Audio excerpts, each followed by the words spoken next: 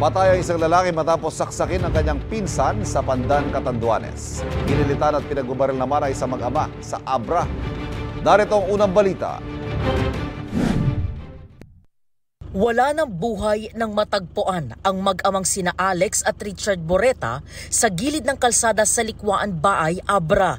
Ayon sa pulisya, mayroong tama ng bala sa katawan ang mag-ama at parehong ginilitan. Mayroon pang tape sa bibig ang nakatatandang Boreta nang makita sa lugar. Na-recover sa crime scene ang 4 na basyo ng bala mula sa magkaibang baril. Kwento ng asawa at ina ng 2 biktima, nagpaalam ang mag-ama na lalabas lang sandali pero hindi na sila nakauwi.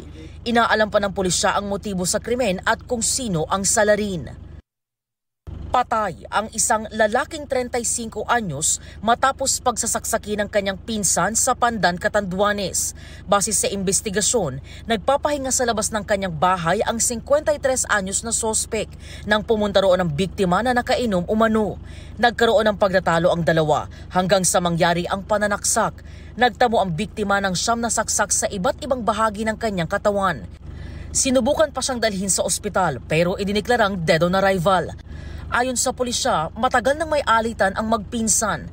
Nasa kustodiya na nila ang sospek. Wala siyang pahayag. Inihahanda na ang reklamong homicide laban sa kanya. Dead on the spot ang isang lalaking housekeeping crew ng isang mall sa Bacolod City matapos barilin.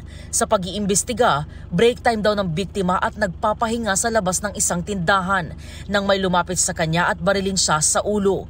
Tumakas ang salarin sakay ng motorsiklo.